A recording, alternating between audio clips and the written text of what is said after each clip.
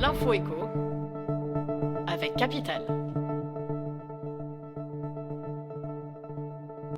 Le chiffre du jour, 54,8.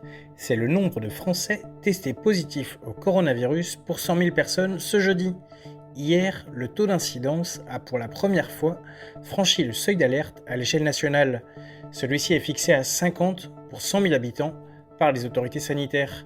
Pour rappel, le taux d'incidence est un des 4 indicateurs épidémiologiques avec les taux de positivité, de reproduction et d'occupation des lits de réanimation qui sont scrutés par les autorités pour maîtriser le mieux possible l'épidémie.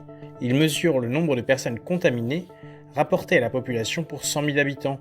C'est aussi le premier indicateur observé par le gouvernement pour décider si un territoire doit passer ou non en zone rouge de circulation active du coronavirus.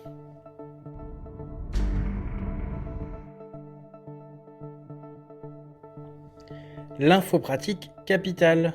Ça y est, depuis ce jeudi, les employeurs peuvent enfin abonder les comptes personnels de formation, les CPF, de leurs salariés.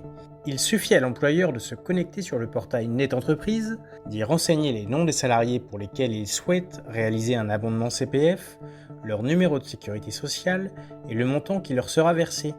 Il réalise ensuite un virement à la Caisse des dépôts qui crédite directement les CPF des salariés concernés. Les entreprises vont ainsi pouvoir réaliser des versements volontaires sur les CPF des salariés pour les aider à financer une formation par exemple. Elles pourront également y réaliser différents versements obligatoires en cas de licenciement d'un salarié pour refus d'un accord collectif par exemple.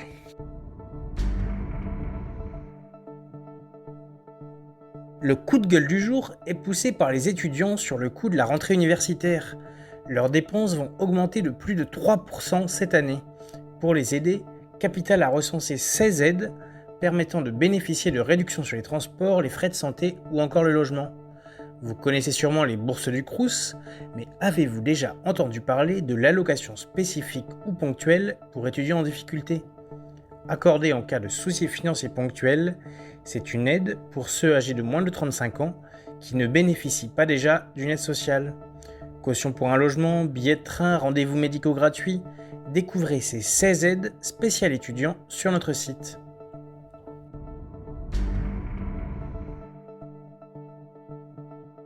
Et on termine par la mésaventure vécue par un couple de retraités dans les Alpes-Maritimes.